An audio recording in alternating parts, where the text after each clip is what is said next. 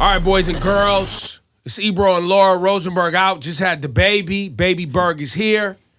Just like a couple of days old at this point. So shout out to Rosenberg. And we have Mayor of Newark, New Jersey, Newark, Ras Baraka in the building. What's up, sir? All day. Thank you, bro. Thank you. You know, Newark I'm good. is one syllable now. It's not Newark anymore. It's always Newark. So you running for governor, sir? Yeah, God. How long have you been mayor of Newark? 10 years. 10 years. And now you want to pivot and take your successes because you've had a lot in Newark. Yeah. I read an article that said you are the most successful mayor in the history or in modern history of Newark, New Jersey. Wow. I need to see that. I did want to talk about that because well, you don't get to hear that. It's important for the people who are listening and tuning in because you're being very modest. But let's talk about the big wins because you're from Newark. Yeah, my born and raised. Born and raised. So let's talk about the big wins. What are some of the things you're most proud of that you've accomplished as mayor? Reducing violent crime, the 60-year low. I mean, last year we were low again, 23% year over year. Homicide, shootings, Down 23. Down 23%. That's a big number. From year to year. Yeah, I mean, from that's big. 2010 when I came to now, even more, Well, that commentary was from the New Jersey Monitor in 2022. Yeah. From a man named Alan Steinberg. Yeah. You know Alan? I know of him. Yeah. Okay. Well, he's the one that said that. Yeah. About you being the most successful mayor in the history of Newark, modern history of Newark, New Jersey. I thought the New Yorker magazine was good too, though. They was nice to you. Yeah. They were nice to me. Thank God. So continue on with, as Laura said, your success is violent crime. Yeah, for sure. Even when I took office in 2010, we had 112, 113 homicides. We ended this year with 37. So we're consistently moving downward. In that, we had a huge budget deficit when I walked in. They laid off 162 officers. Workers were being furloughed once a week. We went up twice in Moody's rating. What does that mean? That means that the credit rating in the city went up. And y'all pay y'all bills on time. We pay our bills, and our financial situation is strong. In the city, we had sold every city building before I got in there and was getting leased. We were paying leases. I had to buy all those buildings back. I had to, begin to hire police officers again. Not only did we hire them, we expanded it to the Office of Violence Prevention. We've raised every worker's wages in the city. There's nobody who works full time in the city that makes less than $40,000. We made sure of that, especially since we were creating housing. We created the first and only inclusionary zoning ordinance in the city of Newark, and maybe the third in the state. And now the state has followed us in doing that. We replaced 23,000 lead service lines without any cost to the residents. I remember you was coming up here talking about getting old water pipes out of there. Created millionaires in the process of doing that, following the Marion Barry model. We did that and made it a reality for folks. Meaning, when you say you created millionaires, meaning the contract, the companies you worked with to replace the pipes, because a lot of people don't often know that the city doesn't do that stuff sometimes. Yeah. They hire third-party companies. So you was able to hire Newark companies to do that work. That's right, black and brown. Which is important because that doesn't always happen. Yeah, through contract, not like affirmative action. Right. Because affirmative action says that, you do your best effort, whatever that means, and people's best. It's not everybody's best. But you've put it in a contract, then they forced to do it. So we're going to give you $80 million, but you did take these $20 million, has to go to black and brown businesses that are local in this neighborhood. Nobody's going to walk away from that because they're still making 60. Right?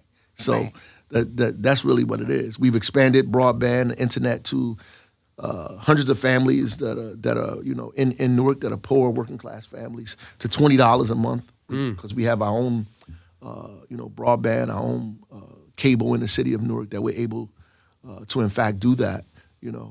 We take people's Section 8 vouchers and turn them into mortgages. So there are people who actually own homes now who that's incredible. Were living in the projects a few months before. So we're still pushing that. In fact, it was so successful that the state is trying to adopt that. And when Marcia Fudge was in charge there in the Secretary of Housing, she came through and told us, hey, and we didn't create this concept, though. You were always able to do this. And that's the difference between legislation and execution, because a lot of people say, oh, we can make this happen, but We just don't know how. So we just really put our brains together and collaborated and figured out how to make it a reality. In Newark, we got Bank of America to help us, DACA, some other folks, to figure out how to get people into homes. And New York Giants, by the way. You know, they helped fund an opportunity with Bob's Big Boy to furnish people's homes. So, Wow. Yeah. A couple of days before Christmas, this Christmas, we put a woman in a home, fully furnished. You know, she was ecstatic, you know, to walk in a house with her family there to celebrate Christmas. Felt like a miracle on 34th Street. I mean, it's life-changing. So over the course of 10 years, I remember when you were elected. I knew you before that, and I think many people, obviously, you grew like you said, born and raised in Newark, and people know your family, and you know, you poets and authors and activists and all of the things, educators. But you faced some headwinds when you were trying to get some of this stuff done because it was new ideas. Yeah. Still. Is it just new ideas that are most of the headwinds, and people don't like somebody to come in and try something new that has no proven success? But we because always now have a you're difficult time. seeing success. Yeah, but I think we always have a difficult time in these cities. I mean, the problems are intractable. They're heavy, they're big, they've been there for a long time. People don't have any faith in government. They certainly don't have any faith in African-American leadership. That's just the reality. And so, you know, it's always harder to struggle to get these things abated, mitigated, to turn it around. And folks are looking for you to collapse for the most part. So, in fact, that's their expectation. And you have to win people over, put your head down and continue to do the job, and do what you know is working, and kind of block all that stuff out, you know, without ignoring the things that people are saying that make sense. Right. That the kind of criticism that will help you get better, because everybody ain't wrong, you know. I mean, some people are opportunists, and they're going to do, you know, there are always people who are going to be gadflies. You can't focus on those folks. You got to focus on the problem and getting it done. And the more people you bring in to help you solve the problem, the easier it is, and the better the narrative becomes for you. You know, people know it's hard. And you said, you know, not a lot of faith in African-American leadership, even though around the country we have tons of successful politicians 100%. right now. And most major cities in America right now are being run by African-American mayors. So, right now. but on that note, there's also, you know, what you're seeing with what Mayor Bass is going through in Los Angeles, right? Where people are throwing 100,000%. around this DEI thing about a fire. Right. That's a wildfire that is like 100-mile-an-hour winds and embers being blown around and trying to act Water like pressure. this was, Crazy. like fire hydrants are meant to be able to put out thousands of fires at one time. Right. Well, that's what I mean, you know. The expectations for us are always greater. But at the end of the day, I think she's going to weather the storm, and it's important to, you know, continue to just keep working. She just got to keep pushing and keep working and doing what she knows is right. I think ultimately the voters, the people there who support her will understand what's going on. Long as she stay focused, keep them. And one thing I learned from this, you have to communicate with people, and not most of the time we communicating with the press and everybody else and hoping they're going to get our message out. But you got to communicate with people. When you can communicate with the voters, most people give you the benefit of the doubt. I mean, you know, good conscienced folks who understand how difficult these problems are, and that you're doing your best to get it done. Yeah, I think she'll be okay. But you have to get through the primary still. Yeah. This is not just you versus the Republicans right now. This is you versus the mayor of Jersey City, Stephen Fulop, your friend. Yeah, and a whole bunch of other folks. Yeah, I told people there's only two people running, all of them and me. Right. That's real. You So know. what is the headline for in the primaries? Like, what are you looking to get people to tune into? I mean, obviously, there's your wins in a city like Newark where there was major headwinds, and having success is very hard. I just think we uniquely qualified to handle these problems that the state have. I mean, I don't think there's anybody who has mitigated and solved bigger problems than we have in the city of Newark from 9 to 12 o'clock than they have for the whole year of their lives. We work every day in turbulence all the time, wake up and go to sleep to issues that we have to deal with. We have to collaborate, solve problems, be creative and imaginative all of the time. There's not one moment that we get a break. And I actually think running the state would be easier for me to do than running the city of Newark. And I think a lot of these people are talking about issues that they have really no knowledge of. And most of the folks are legislators who are trying to become mayors. There's no proof that they have no executive experience in doing anything. They've never made anything happen. Say that again. Legislators versus executive experience. Talk to us. What's the difference? I mean, a lot of these folks are lawmakers. They take laws, they make laws and put it on people's desks who have to execute them. And then they're going to talk about how they did this and how they did that. But they've really never done anything. But you didn't actually do it. You just wrote it on a paper. Yeah, you could say. I mean, like, we have a housing crisis in Newark that legislators said that they passed laws so we could solve them. 40 years now, later, we still haven't done it. They passed laws about why it's necessary for us to fully fund schools. We've never done it. Just the governor just did that last year. I mean, the state is in crisis, a crisis of economic opportunity and the ability to afford it. And that's not fault of the legislators. A lot of them did their job. They passed the laws, right? But without executing them, a law doesn't mean anything, right? You have to have a plan to take it from the beginning to the end. The buck stops with you. When a legislator goes to the supermarket, nobody asks them for a job. You know what I mean? At the end of the day, what I have to do is solve problems every day. These folks don't have to do it, right? They're going to tell you what they're for and what they're against. Oh, we should do this. We should do that. But these are things that I've done or attempted to do. Can you on that? Can you give us an example? Like you brought up housing, and I was reading that you've done a great job with housing in Newark. Like you were just talking about, getting people in home ownership, building affordable housing, even though I don't know if it's where you want it to be right now. Absolutely not. Not even close. Not even close. But no. Do you think you've had success with affordable housing? Absolutely. What was it then, beyond the legislation, that you can tell us that you did to make the execution get on the right path? We created a land bank. And what is that? The land bank we're the only city in the state that has it. First, we worked with legislators on the state level to make it happen. Then we built it in the city of Newark. The land bank allows us to take city-owned property and begin to dispose of it, parcel it together in large portions, give it to nonprofit organizations, give it to black and brown folks in the city. That's how we're able to do the home ownership program, because we own the property. We can sell it at a price that we want without having the legislator argue about how much we're selling it for, right? We can say, oh, we're going to give this to you for $4 a square foot or $1 or $100, or we're going to give you the side lot for $1,000 and you can do what you want with the side lot, right? We can take the city property and get black and brown developers and make them develop the property and sell it to folks at an affordable rate because it's our property. So private folks, venture capitalists, land bank, by buying all of the property at foreclosure sales and auctions. They buy all of the and then they run the price up. And then they hold the property and they bank it. They hold it until they can drive the price up, and then they sell it at exorbitant prices. The city can do the same thing through a municipally owned land bank. So we do that. The state gave us permission to do it.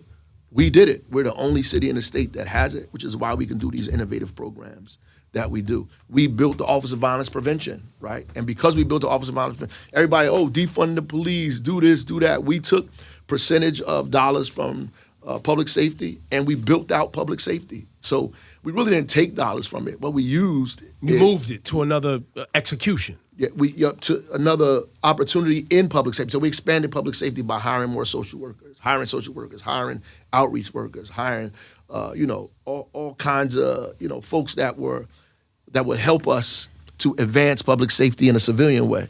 So we built the Office of Violence Prevention, Brick City Peace Collective. We got outreach teams. We have something called One Hood. We have, all these organizations that work under one umbrella, including Rutgers University, University Hospital, all sit under one umbrella to help us figure out how to reduce violence and crime, right? The thing that we're wrestling with now is domestic violence, right? So the Rutgers folks are now mapping where domestic violence happens in a city for us, where it takes place, some of the reasons and causes behind it, so we can begin to attack it the same way we attack other issues that face us in the city of Newark. So we had to build this out over time, and we did. And as a result of that, other cities come and look at what we've done in Newark, and they kind of do the same thing where they are. And we've been doing that through the U.S. Conference of Mayors, National League of Cities. People have been coming looking at our model in the city of East St. Louis, Pittsburgh, Baltimore, Philadelphia, everybody that's having the issue has been in the city of Newark, looking at our model for violence prevention. In the city. And it sounds like you take a very thoughtful humanitarian approach. But often when, we're sitting up here talking politics or whatever, it feels like there's a thoughtful humanitarian approach, and then there's, we need to get to this money, right? On the other side, right? For sure. Right? And so how do you balance that where there are special interest venture capitalists, people who they're like, listen, all this cutesy, warm and fuzzy, DEI, woke, give me another term, affirmative action, trying to help people stuff is cute, but it ain't helping us get to the money. So as a executive, which is what a mayor is, right? You still have to look at the business side, correct? Yeah, absolutely. And I think that they're wrong, and they know they're wrong. I think people tell me who's wrong. First, we don't really have equity. So when people say, we're going to get rid of equity and diversity, that doesn't really exist, first of all. So, they did a disparity study in New Jersey. Less than 1% of black and brown and women businesses get any contracts. So there is no equity. No, there's no equity. You talk about a country that's saying, we need to get rid of diversity, equity, and inclusion. But where does it exist that you have to get rid of it? It doesn't make sense. What we're doing is trying to actually have it, right? And this is really people telling you that they don't think you qualified for any job. So any job you get, if there's any issue you have, they're going to say, it's because we're being diverse. So they're saying you're not qualified from the beginning. But you could be white, entitled, and inept. Right. That's the whole country's. Right. What do they call it? WEI. Right. If you everybody make a mistake or do things wrong, it doesn't make sense. But shout ultimately, to Larry Daniels for that acronym, by the way. In Newark, we do so there's no way we can invest in a community without building wealth, right? So you have to bring wealth to the city, especially in a city where only 25% of the folks own their property that pay taxes. Right. We got to get business tax, you got to get corporate tax, you got to get parking tax, hotel tax. That means you got to build the economy in the city in order to pay for goods and services, period, right? That's what has to happen. We don't sell bean pies out of the back of City Hall, so our revenue is taxes. That's it. Right. You know what I mean? That's the only revenue we have. And people always complain about their taxes are going up because costs and prices are going up, and we still have to pay for it. And if you don't have anybody else to help you pay, if the middle class is the only people paying taxes and you allow the wealthy to get away and working and poor folks don't have the money to pay, then the middle class is going to pay everything, right? Which is an unfair scenario. So in order to balance that, you have to make the wealthy pay their fair share. That's just not saying, this is a social justice concept. It's just, economically sound. You can't go to a restaurant with somebody to eat and go to the bathroom and come back and they're gone, right? The bill is going to be the bill. You still got to pay it, right? So you have to balance that out in a way so that people can take pressure off of what they're doing and put more money into the economy. Middle-class families hold on to their money when times get rough, so people don't go out as much. They don't entertain as much. They don't put money into the economy as much. And the wealthy got their money in tax shelters. Most people are not waiting for returns on their investments. They got to work, right? They got to work, and they're waiting for their salaries. And if the economy is too expensive, then they're not going to spend their money. They're going to hold on to it. Right, and we have to give them the opportunity to have residual income to spend in this economy. So you have to lower costs. And equity and inclusion is important because honestly, there's just not enough white men to sustain the economy in this country and in the state. It's just not enough, right? So when you say it's a labor shortage, what you're talking about is there's a traditional shortage of people who normally have these jobs. There are a whole bunch of communities that are not in that equation. You're not even thinking about them when you say it's a labor shortage. So you have to bring these people in. If you want the economy to be successful, it has to be inclusive. I think Kamala was trying to say that with opportunity economy, and they didn't allow it to really, they didn't. She had 90 days to get that off. And didn't lean into it. Like, you got to. Well, not only that, but, people don't like listening to women in our society. They don't like listening to black women. And then she had 90 days. So she was going up. She was upstream. She was going, what's that called? Swimming upstream. But so people are going to chop this interview up, just so you know. Yeah. And after, let's assume you get through the primaries and you're the candidate, Democratic candidate for New Jersey. And they're going to say, he's woke, look at him, he's talking about inclusion up there with Ebro and Laura and hanging out with all these blacks and Spanish people and, working class people. He's not, look, he even talked about raising your taxes. They're going to take all that. They're going to run it. Yeah. They're going to run you into the ground with it. Yeah. But why should someone who is in a high tax bracket trust that the things will, because that's what I hear from people with money. Is there's a lack of trust that I'm paying my taxes into something that is functioning and will actually get the results that I want to get.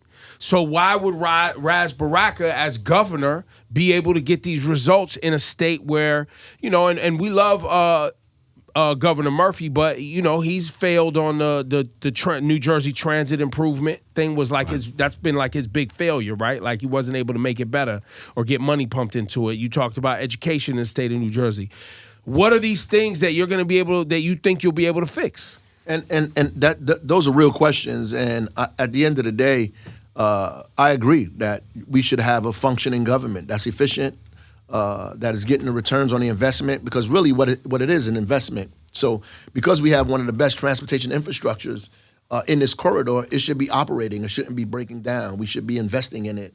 The reason we can't invest in it because we don't have the dollars, the capital funds for New Jersey Transit is being used for operating costs, right? And because there's no capital funds is when you buy the big things. That's like when you buy the new train, the new thing invest in that's going to last for 5-10 years. So it's not breaking down. Right. So you're not stuck. So you're not giving people free rides, but the train ain't moving. But that line item is being taken from to just do salaries and operational stuff. Absolutely. Okay, absolutely. And so that money we're asking for needs to go there so we can have improvement, so we can connect people to jobs, connect people to opportunity, get people down to retail so people can move around. We have to do that. So who's blocking more the business, money? Where's the money? Who's blocking it? Well, I mean, the legislator, not all of them, believe that we should give, certain people a benefit, a break, and that the only way we're going to pay for it is hiking up the prices of folks who ride the trains, who ride the buses by 15%. The problem is 50% of the people who ride those things make $50,000 or less. So they can't really afford a 15% tax hike, or hike on the rates. So where would you get the money for capital? The corporate business tax. That's what was paying for it before. That's what we need to make it the final piece that kind of pays for transportation infrastructure in New Jersey and begin to raise dollars to put in it to the capital so we can grow and make sure that the trains run on time. So if you're a corporation in the state of New Jersey, you need to have a vested interest. Not just in the state, because it's only 2% of the business. These are people who sell products in New Jersey. Okay, got it. So most of these people don't even have a headquarters in the state, by the way. A lot of these people don't have they just do business in the state. Right. And you need to hit them. Right. They need everybody. Like everybody has to help. That's really what everybody has to help. We're helping by paying the fare, right? They have to help too because their goods and services are being transported. Their workers are being transported. All of this stuff is moving. Like the economy is for everybody, not just people who go back and forth to work, right? It's for everybody. So everybody should pay into it and make sure that it works. So is the reason this hasn't happened? Because I'm sure you're not the first person to come with this idea. Lobbyists, So it's these corporations paying politicians to make sure they vote against what you're talking about. 100,000%. That's what everything. I mean, these people, most of these folks have lobbyists, big bankers, accountants, lawyers. Everybody else depend on the governor, right? We don't have lobbyists. The problem is that these folks have the lobbyists and the governor, right? We need one. Like, at least make it fair. Like, we need to have at least elected officials say our name in the back room when the discussions and the deals are being made. Somebody got to think about my grandmother while we back there, who's on the bus, who's on the train, or my son who lives across the street from the airport but has to take the bus to get there over an hour, and he's not getting paid enough at the airport to afford a 15% hike at the same time and take care of his family and go to school and do all of this. It's not real. Like, it doesn't make sense. We don't have an economy that is inclusive for everyone, right? That's just the reality. What we're talking about is not just good politics, and it's not just about social justice. It's about economic prosperity. If you want the economy to grow, you have to put more people in it. The easier way to get your taxes lowered is to get more people to help you pay. Right? The minute this country ceases to allow people to move into the middle class, it ceases to be America. That's it.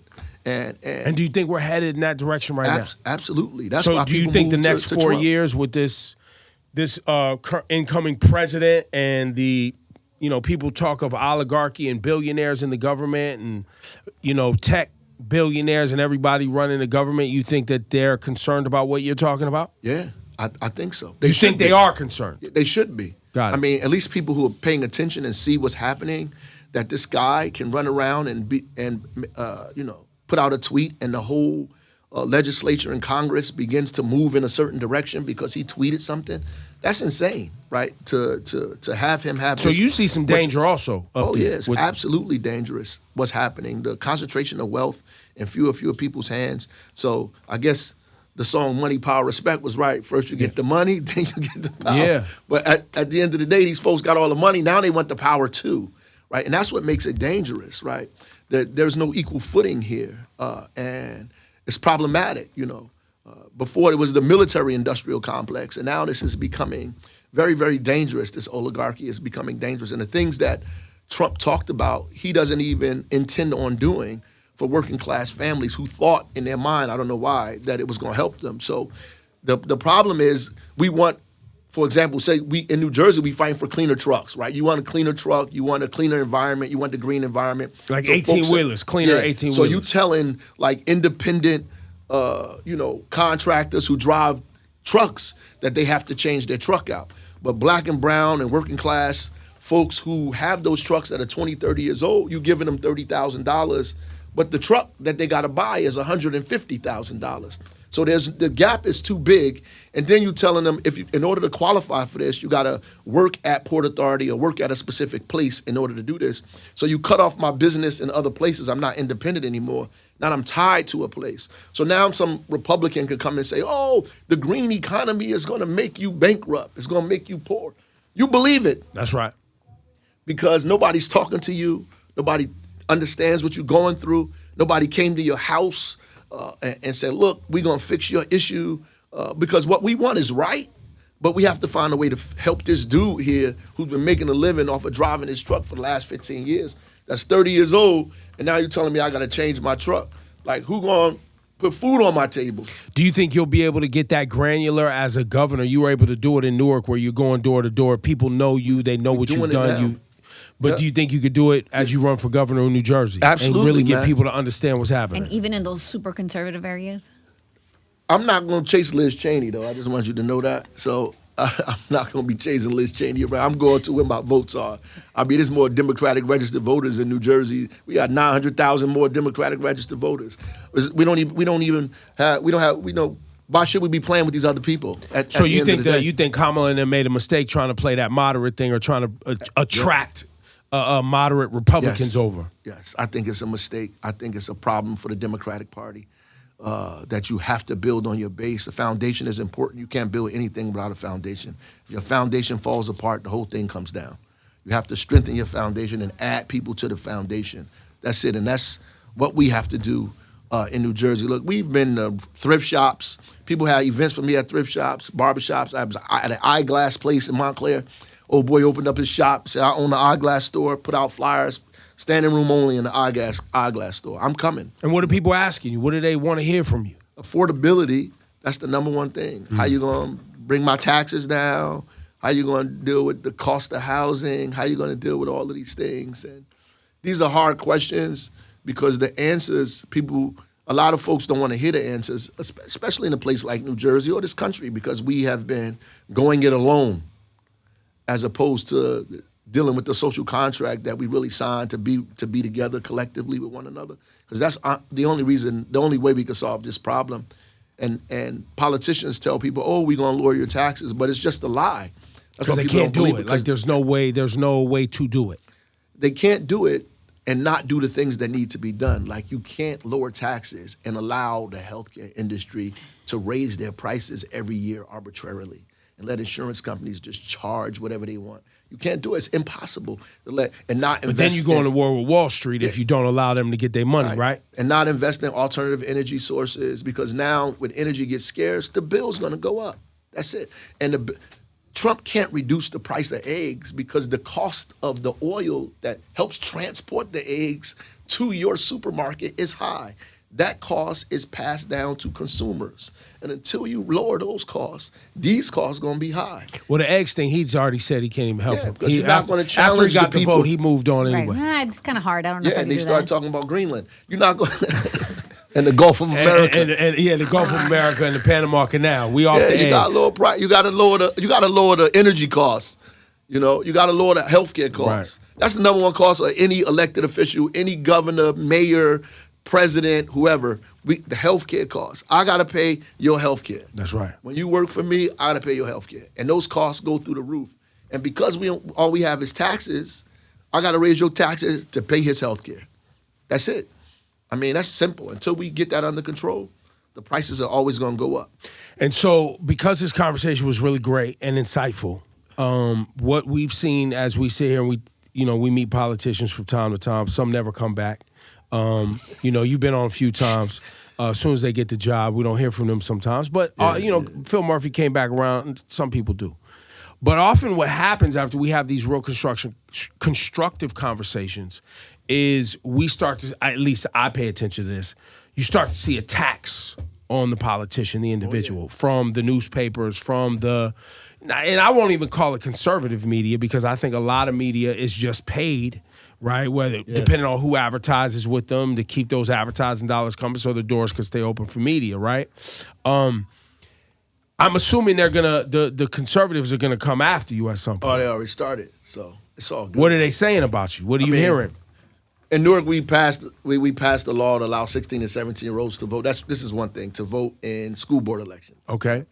Which really sounds useful because they go to the schools. Right. And we're just really trying to prepare them to vote in larger elections when they become 18, 19, and begin to force the state to move into automatic registration and same-day registration and all the things that need to happen. Same way you get your driver's license. The easier it is to do that, should be easier to get the right to vote. We're really trying to move them into that and get young people used to it. So we passed it. The state is talking about now. The state wants to do it, so the conservatives are on their Instagrams with memes saying, oh, we should be making these kids learn how to read as opposed to giving them the right to vote, And I respond, well, we want them to be able to vote, so they vote for a governor who doesn't cut Medicaid, who puts money in their schools, who makes sure they have food and decent housing so that they could start school ready to learn, so they'll know how to read by the time they graduate, and vote for somebody that supports them and not make backwards memes that humiliate them on Instagram. You see how your response was intellectual and thoughtful? It was also had more than 2 sentences or at least 4 words. That's where the world we live in, that gets lost. Like we often up here talk about the democratic messaging because there is a lot of work to be done, and it is intellectual and heavy lifting and hard work. And unfortunately, it's hard to put that into a meme. And I feel like because it's hard to just make some sort of Instagram post about a lot of shit, that's why we have the president-elect we have. That's right. No, I don't disagree. I mean, we have to not be afraid to say when somebody says something that's dumb. Yeah. Right? When we on the stage with these people in debates, I don't have a problem with that in a debate, like telling people what you're saying is just ridiculous. It doesn't make sense. You're from a different planet. I don't live on this planet that you live on. And that's really, the same way I say there's only 2 people running, all of you and me, and I say that all of the time to characterize the fact that these are the same people. Right. You can vote for any one of them, but they're the same person, right? And we have to do something different. But you're right. We have to say these things in a way that people understand them, speak in the language that people, speak. Is it true that there's like 8 people that run New Jersey politics? Yes. maybe less. Maybe less. Well, not anymore. I suppose. They got rid of the line in New Jersey, the only state in the country that had that. So got rid of this. Line? Yeah. So what was the line? A preferred kind of position on the ballot. If the 2 and 3, and then individuals that were in charge of the county can say, I'm endorsing him, so everybody is endorsing him. I could pick you and be like, yeah, this is our person, and everybody like, okay, that's our person. And usually what happens is 3 or 4 people get together and have a conversation, horse trade, and they throw out a candidate and say, this is our candidate. And it's still happening, but it's happening in a different kind of way. So they still saying, this is our person. Who are they saying is their person, so we can see who's towing the line versus being real? Well, it's the main person. Are you the person? No. No, I don't think they would ever do that, brother. That would. So right now you got the Congresswoman Mikey Sherrill. She's the preferred candidate of the Democratic Party. Okay. In New Jersey. All right. And in fact, she is, based on their polls, in the front because of that. I'm right behind her, and then there's the other folks that are running, which is good because I don't think our folks get polled. So I remember when I was running for mayor, and I was worried about the polls. And even though we were still leading, they were like, they're gaining on you.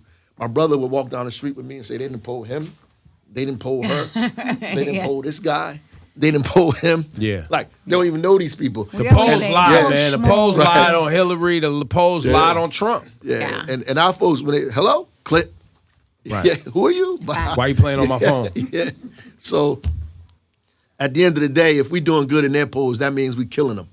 Right. So, I feel confident about what we're doing and how we talk to people. And everywhere we go, we get a crazy response, a beautiful response from folks out there, all backgrounds, all nationalities, all religions, because we talk in the way that people want to hear.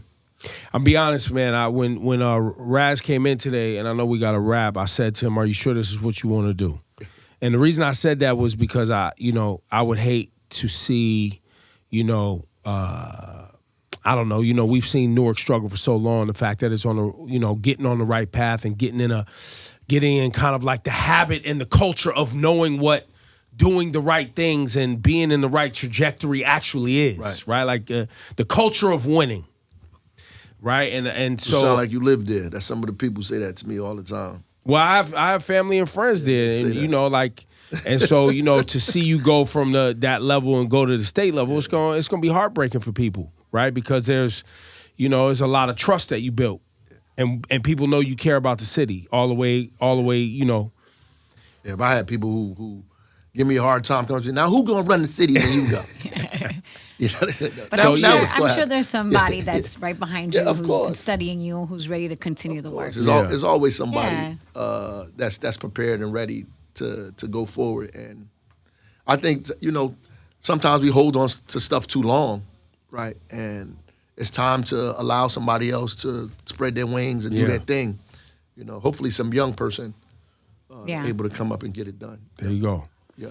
All right, Raz. So we're gonna be watching. You already primaries. Yes. When do people vote? When's this happen? June 10th. June 10th is the gubernatorial primaries in New Jersey. All right, New Jersey. Raz versus everybody else. That's right. So we haven't heard from this other lady. So the establishment people don't come by here. Yeah. Well, it's she gonna reach out now, probably, right? There's 6 of us. Could be. Maybe. Somebody will. Probably not. We'll see. Steven will probably pull up. Phillip will pull up at some point. That's the homie. He would. That's my guy. He's been on here a few times. Yeah, he would. He'll do it. The rest of these folks, I don't. And the funny thing is we have forums and they don't show up. They send surrogates. What? So I'm on the stage talking to people who ain't even running. Crazy. So they're not even wanting to, they feel like they ain't even got to do the work. Oh, yeah. You kidding me? That's a different level of confidence, but okay. Yeah. I was at a Toms River, 250 folks, 250 white folks, 250 folks out there in the community. Me and a couple of other candidates, half the candidates didn't even come. They had people on the stage next to me who ain't even running. I'm like, hey, how you doing? Who are you? I said, there's a bunch of good Democrats up here, and they surrogates. It's insane, man. I've never seen anything like this in my life. Wow. Y'all look for him. Mayor Ras Baraka, June, what's the date one more time? 10th. June 10th. Yeah. The primary for governor of New Jersey. Good luck, sir. Thank you. There it is. Good luck.